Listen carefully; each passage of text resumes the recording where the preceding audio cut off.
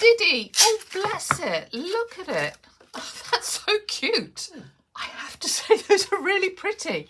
I am surprised. Pleasantly surprised how pigmented these are. I wouldn't call that cerulean. That's not quite the colour I was expecting. I reckon the world would be a lot happier place if more people painted, and especially if they painted in watercolour. But I do realise that starting to paint in watercolour can be expensive because you need to buy some brushes and some paint and some paper, palette, and that can add up. I'm really keen that materials for beginners are decent quality because that will scupper your chances and take all the joy out of it if your materials aren't up to it. So I like to keep my eyes open for supplies that are cost effective. They're maybe a bit better than you would expect for the money that's being charged. A company called Meeden, who frankly I had never heard of, reached out and said, we've got a starter set, we think it's pretty good, would you like a look at it?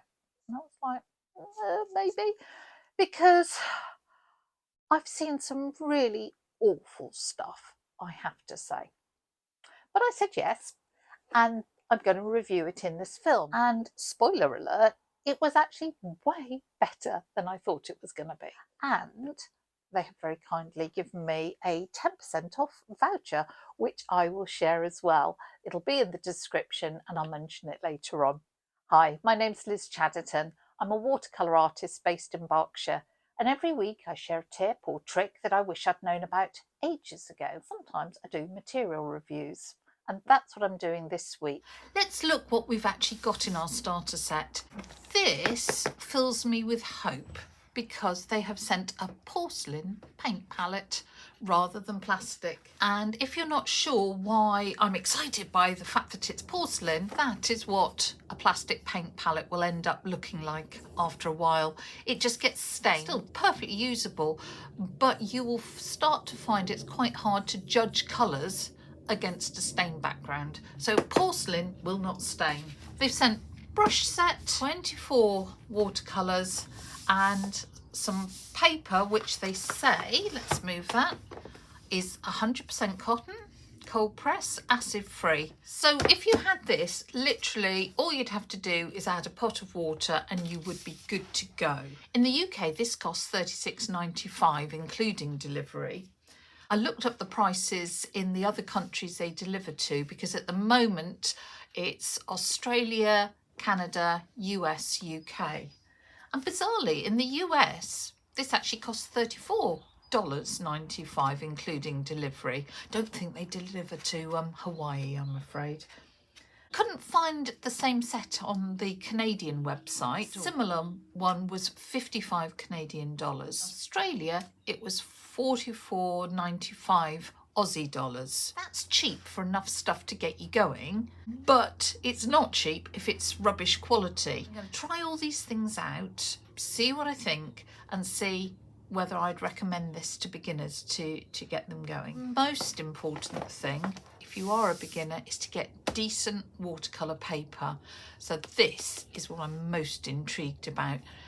You can paint a good watercolour painting on good paper with poor quality paint or poorer quality paint, but you can use the best quality paint in the world, and if it's on rubbish paper you are going to struggle. We'll do the easy thing first. This is a 7-well mixing tray, extra durable, thickened, hand glazed, eco-friendly ceramic material, easy to clean. Oh, it's Diddy! Oh, bless it! Look at it! Oh, that's so cute. It's my palette, and this is the one they've sent.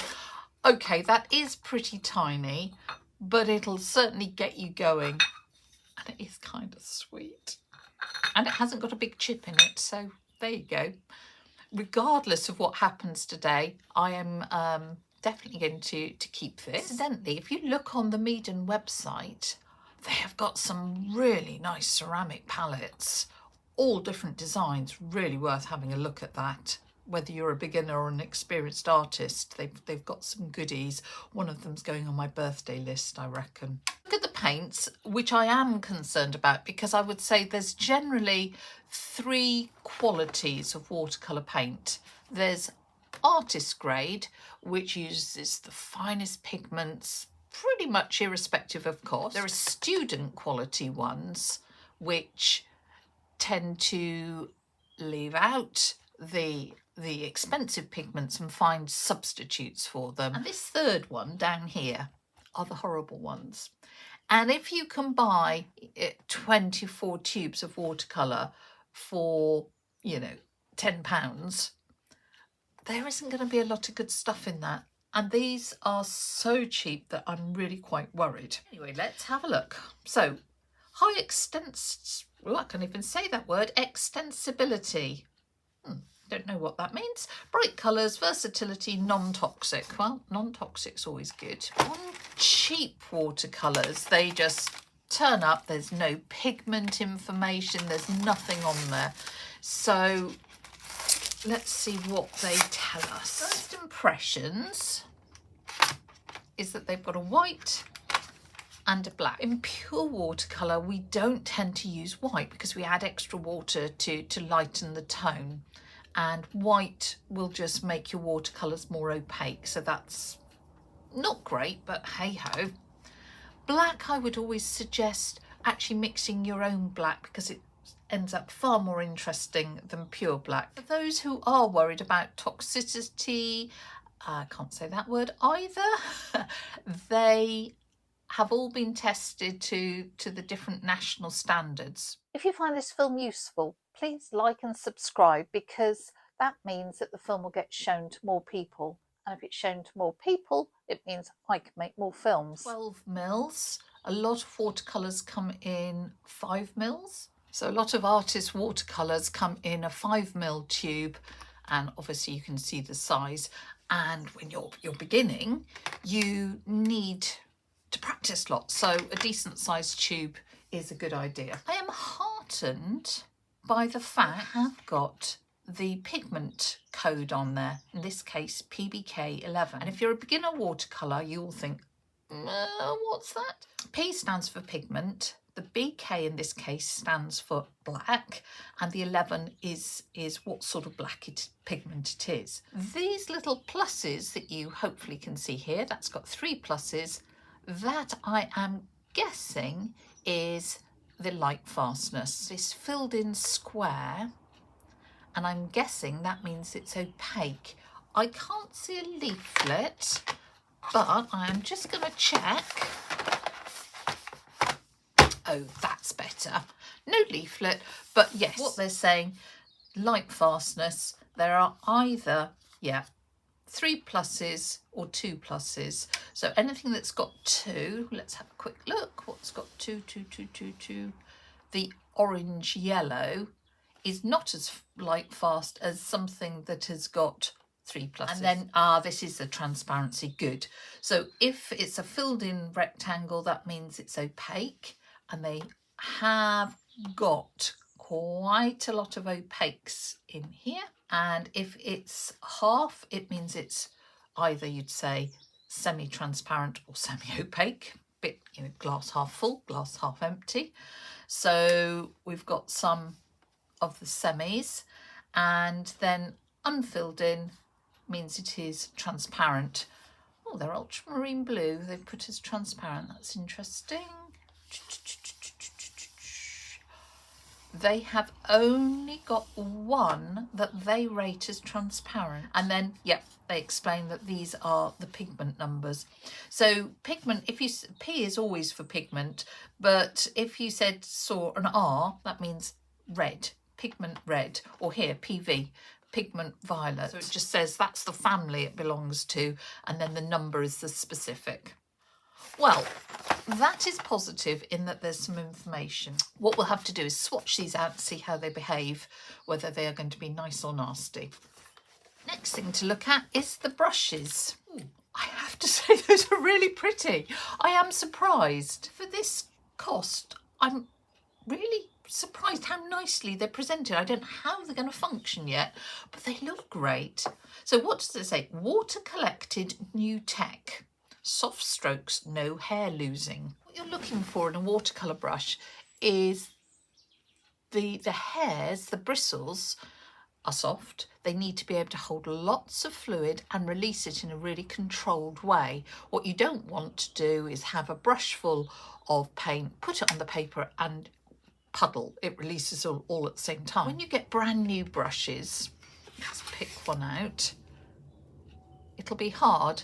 Don't worry about that at all. It's simply in the factory when they're made, they dip them at the end in a solution of gum arabic to keep them in shape while they're in storage. Love the colour of the handles, love the presentation. Let's look at the range. It's the bane of my life that sets of watercolour brushes always seem to include a fan brush. And you might think, oh yeah, well that's lovely. Use a fan brush for painting fur or grass or things like that. You just don't need it. Let me explain. Get an ordinary brush. You want a fan brush, squeeze it there. Why waste a brush on a fan brush? Just a pet peeve. Some rounds, which is good. So what we call a round brush, again, watercolour, it's round, but it comes to a nice point. That's what you're looking for. And then they've got some flats. They don't have sizes on them. Nothing except the brand. But what lovely colour. Let's see if the box tells us a bit more. Oh, yeah, box tells us a bit more if I put it there. Okay, these are interesting sizes, so that will be quite confusing if you're looking and comparing them to standard sizes. Usually they're numbered for sizes, for example, so that is a 9. Oh, here's a better one to compare. Oh dear, look, oh, that's a 16. I can just see it. I've obviously chewed the end. So still comes to a point, and that is a 16. So they've got everything from that fan that I've just been rude about. We've got a glaze brush, which is for larger areas, and that's nice to see at least a decent sized brush. A couple of flats, and then it's going to be working out, they call that a script brush. Never heard it said that. And that's a round. Okay, different descriptions. That may confuse you as a beginner because any book you read will not use those names for brushes. They'll say you need a size 10 brush for this. One brush I noticed that's not here, which I personally love, is this, and this is called a rigger. So it's got really long hairs. Let me put that against there so you can see it. And the Victorian maritime artists used to use it for painting the rigging because it holds a lot of liquid for the width of the brush, and you can do very long lines. So that's a brush that I really recommend you have. Got your new brush, and they'll come potentially with these little covers. Those are protectors just for in transit. Don't be tempted to put them back on once you've softened these up and started using them, because what will happen, you'll try and put it on and you'll catch little side hairs and bend them back or break them off. So just throw those away. They are just protectors. Swish that in the water to get rid of that gum arabic. Don't be tempted to kind of snap it. You definitely need it to be in the water, and just swish those off. And now you can see that is a lot softer. Well, we won't know how those are until we use them. I am intrigued whether they will shed hairs, because you'll find that cheap brushes do. I'm intrigued whether they will stay attached to their handles, because again, cheap brushes tend to come unattached, and I don't know how well crimped on those are. The other tip I'll give you is don't ever stand your brushes in your water pot. You rinse them off and then just put them to one side, and the reason for that is that the water will travel up this area, we call this the ferrule, and it'll end up dissolving the glue. There'll be some glue in there that's to help keep it attached to the handle, and it can end up dissolving that and you'll get yourself in problems. Right, final thing to have a quick look at is the watercolour paper. So it's a small pad, it's what, 10 by 7, 26 by 18. I certainly work on far larger sheets. As a beginner, you may not want to, so that's fine. What you're looking for in your paper is that it is acid free. And why? That's simply because the acids in paper cause it to discolour with time. You know how your newspaper sort of goes virtually yellow overnight? You don't want that happening to your watercolour paper. You might be wondering what this cold press is about. There are 3 surfaces for watercolour paper. There's hot press, which is smooth, and it literally is rolled through hot rollers at the end of the process to make it very smooth. It's sort of ironed flat almost, you could say. You've got hot press, you've got rough, which is rough. There you go, got a lot of texture in it. And then you have cold press, which is the middle texture, or in the UK we call that not, N-O-T, because it is not hot pressed. You are looking for the weight of the paper. This is grams per square metre, 300, but you'll also see it is in pounds. This is equal to 140 pounds. Now, I looked at this and thought, it's green. And then I realised that's a top protective sheet. So this is a block. It is gummed all the way round the side, and that keeps it flat when you're working on it. This is a top protective sheet, and very helpfully they have got little instructions of what to do with it. So they point to the open. So basically it's gummed all the way round apart from one area, and if you put a blunt knife, doesn't have to be a palette knife, and then slip it along like this, we can get that top protective sheet off and just discard that. You can do the same, so you paint on this. When you want the next sheet, you can just remove it in exactly the same way. I'd always suggest swatching out any new paints you get. It just helps you understand what the colour actually is, because even though it's called the same name, you know, something might be called burnt sienna, but a burnt sienna from a set like this will be utterly different from a burnt sienna produced by Winsor & Newton or a burnt sienna produced by Daniels. I mentioned pigments before. Please don't get hung up on them. That's what the internet's for. You don't have to memorise them at all. So what I'm going to do is put little dobbles, that's the technical term, of all the colours here, and then we're going to dilute them with water. The reason I have this black line is so that I can see whether they are opaque or transparent, because if they are opaque, they will mask that black line. If they're transparent, you won't be able to see it over them. And doing this just shows you what it's like full strength and when it's diluted. Right, let's see what these are like. Obviously, we're expecting titanium white to be opaque, because by definition, that white is any white is going to be pretty opaque, and you can see it totally veiling that line. Again, if you're just starting out in watercolour, a bit of kitchen towel is going to be your best friend. It's just to control the amount of water on your brush. I'm pleasantly surprised how pigmented these are. So there is a lot of pigment in there. I'm trying to get that down to just being a pale tint at the bottom, and not doing very well. Lift some of that off just so we can see what it looks like when you've added plenty of water.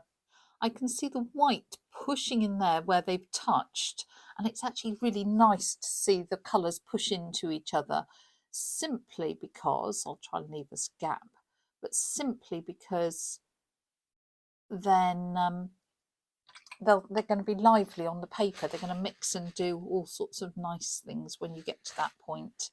So that is, they call it pale yellow. Yellow ochre's pretty colour. You might be thinking to yourself, do I need all these colours? And the answer is absolutely not. Oh, isn't that nice? Always worth testing your own colours, because I don't always agree with the paint manufacturers. Oh, that's pretty. What a nice colour. I call that cerulean. That's not quite the colour I was expecting. A lovely colour, but just wasn't what I was expecting. And that's why it's always a good idea to swatch out the colours in case there are some unexpected. And I wouldn't expect that for the cobalt blue either. Well, that's interesting.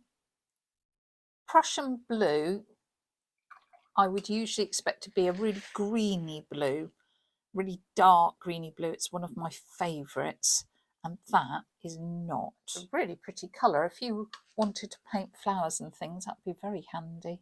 We need to let those dry to really be able to judge what the colours are like, because you will find with watercolour that it always dries 10 to 15% lighter than when wet. I was just going to address the fact you could say, do I need 24 colours to start with? And I would say absolutely not. I think to start with you need 8 or 9 colours, and that will get you going. I would always say you need 2 primaries of each primary. So your primaries are your yellows, reds and blues, and by 2 you need a warm and a cool version of each. And a cool yellow is one that's a little bit greeny, so that lemon yellow would be a cool yellow, and you could either use the pale yellow here or gamboge as a warmer yellow. You can see it's more orangey. In the red category, the only warm red we've got is this, the vermilion, and then you go for a cooler red, and a cool red means it's a little bit bluier. Warm is a little bit more orangey, and then the cooler, those would both count as cool reds because they veer off a little bit more to the purpley end of things. In terms of blues, a warm blue again is a little bit more purpley, and a cool blue is a little bit more greeny. So you might just have one of those. And then I think it's handy to have something like one of the earth colours. I'm very, very fond of burnt sienna, but to have a burnt sienna or a burnt umber in your kit would be a good idea. And then if you think, oh, I want a treat, I've only chosen, well, that's 7 colours so far. Perhaps you might want a purple, because mixing a nice clean purple can be tricky, and if you want to paint flowers you might want a pink or a purple. You could add that to your kit, and it can be quite convenient to have a ready mixed green. So that would be the 7 or 8 that I would recommend you starting if you're on a limited budget. Of course, if you've got extras, that's fun, and over time you'll absolutely accumulate extras. Say the one wouldn't bother about at all is white. The extras that you actually accumulate will depend on the sorts of things you like painting. If you are a landscapey sort of person, you might accumulate more of the earth colours. If you're a flowery person, you might accumulate more of the pinks and purples. You know, you like seascapes, you're going to go for the blues. These are now dry, and we can have a look at whether we think they're opaque or not. So you can see how much of that white covers that black line. Definitely opaque. No surprise there. Where shall I write opaque? Maybe if I do it down at the bottom, that might be clearer. Lemon yellow, definitely sitting on top of the line, but not totally covering it. So I think I would say, I'll put it as semi-transparent. That probably covering more. So I might even call that semi-opaque if I have a scale of sort of 1 to 4.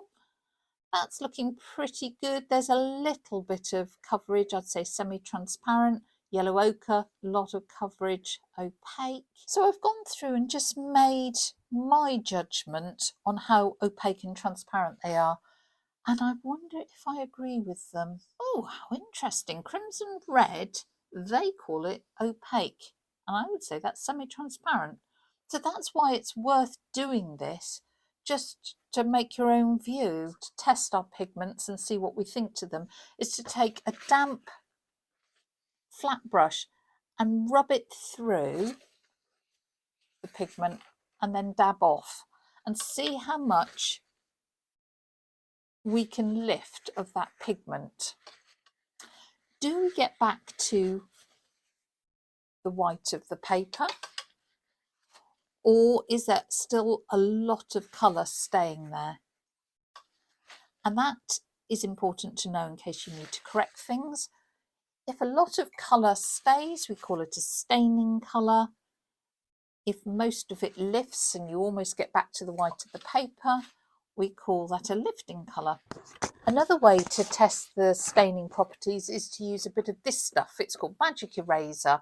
It's a melamine sponge. Once you've squeezed it out until it's just wet, you can rub it backwards and forwards across the paint, lift away any pigment that you've loosened, keep washing it as it gets dirty, and it's certainly a bit rougher than that soft brush, so should lift a bit more. Hopefully you'll see the difference. That is a real lifting colour. That was their raw umber, and we're not back to white paper, but certainly loads has lifted. Whereas the colours like a phthalo green or the purple, anything with PB15 in it, which is phthalo blue, they just stain. You will never get back to anywhere near the white of the paper. Blues in this set really aren't brilliant. Got some very lovely bright yellows. I'll take this top piece of paper off, just popping that in your paint box so that you've got swatches to look at. Proof of the pudding is in the eating, as they say. So pick out a few of the colours that you liked from that swatching exercise and let's test them. So I've put little pea-size amount of the colours that I rather liked into this beautiful little palette. And I'm just mixing them up to nice creamy milky consistency so that they're all ready to go. Got my paper here, and I'm just going to prop it up so that we've got a little bit of a flow on it. And I am going to paint circles. I want to see how they mix and behave on the paper, and I want to see how this paper behaves. So I'm going to do another circle of a different size close by.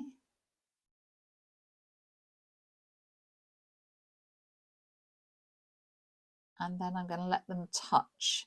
And I want to see whether the paints sort of flow into each other or how they behave.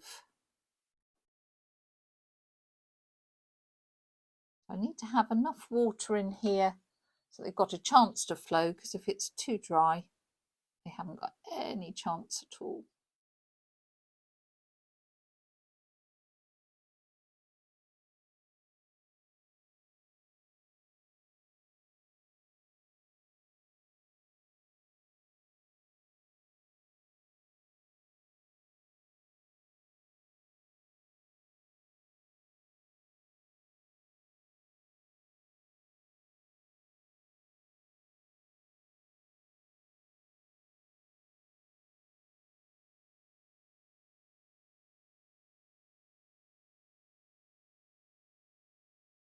Some of them are pushing through and merging, which is nice.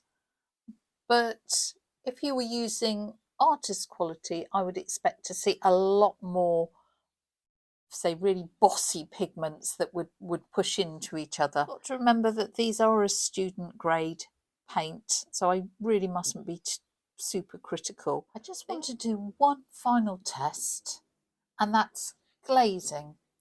So in watercolour, because they are transparent colours, we put layer on layer of watercolour, and the bottom one will shine through the top.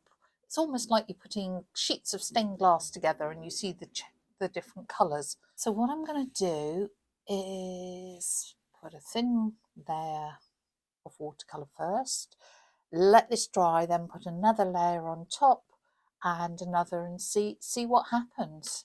And this is a good little test, not only of the paint, but of the paper, because some cheap papers cannot cope with layer upon layer. They just give up. And cotton paper, and this is a cotton paper, usually we would expect to be able to take lots of layers and allow those to layer without lifting of the bottom layer and things like that. When you are layering, it's really important to let it fully dry, because if it's damp and you put layers on top, you'll end up with it actually mixing physically, wet in wet. I'm going to put a stripe of colour across these three.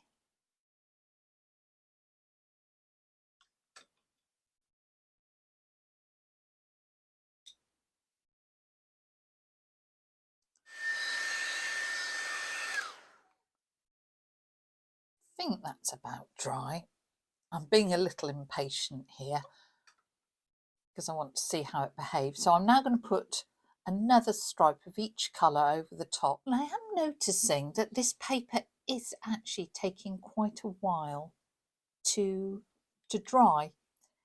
And that's entirely what you would expect with a cotton paper. It takes longer to dry than, say, with a cellulose paper. Quite do these big enough. Let's use a smaller brush for that final one. So a yellow on yellow on yellow just makes it a deeper yellow, whereas the yellow and blue, we've got the green coming on here, we've got pink and blue, we've got purple coming through. But I am pleasantly surprised with how those have layered and how that paper is standing up to, well, that was just 3 layers of watercolour, but the colours are staying pretty vibrant. The final thing I want to just have a go at is working wet in wet. This is my favourite watercolour technique. So I'm using that biggest flat brush just to make the surface of the paper damp. And now I'm going to drop in colours and just see what they do on the surface. And can you see that pink start to spread out and form these beautiful feathery edges? And that is watercolour. That explosion and movement through the water is what I want to see. And these beautiful soft edges fill my heart with happiness. I mean, look at that. And how far they travel depends on how wet the paper is, but also very much depends on the pigments, because they've got to be fine enough to actually move. Just splatter some paint in and see how it moves. And we get these little starbursts. And I have to say, I am really pleasantly surprised how this paint is moving on the paper. Because with poor quality paints, the sort that you do get 24 tubes for a tenner or less, it often just sits and glares at you on the paper. It just sulks. It's, you know, hasn't been paid enough to actually do any job. But this is quite a lot of fun. And the paper seems to be holding up well. It doesn't seem to be pilling at all, because cheap watercolour paper, it sort of falls to pieces once you put loads of water on it. And as far as I can see, this isn't. Well, you can knock me down with a feather. I really wasn't expecting to like this set. I was expecting to have to think of constructive ways of pointing out its deficiencies. There are little shortfalls, I guess, but I have been pleasantly surprised. I really don't like that Prussian blue in the set. And, you know, I was rude about it containing white. So what? Those are minor deficiencies. I was a little rude about it having a fan brush rather than a rigger. Well, yeah, again, so what? There appears to be some staining on the brushes. That'll probably wash out, and that's aesthetic. I haven't noticed any shedding of hairs. How these retain their point over time, I don't know. Because love that little palette. Yeah, it is little, but how sweet is that? And I have been really impressed with the paper. It hasn't pilled up. It seems to have coped with layers. It works beautifully wet and wet. I mean, look at these lovely edges. They are really beautiful. So all that looks very, very good. I think if you are starting out as a watercolourist, you want to learn how to paint, then this set could get you going at a very cost-effective way. And with time, you could add things that you like, a better Prussian blue, for example, larger pieces of paper, literally buy the set, and all you have to do is add water. And the very kind people at Meeden have given us a discount code, so check in the description and it's there, and that will give you 10% off.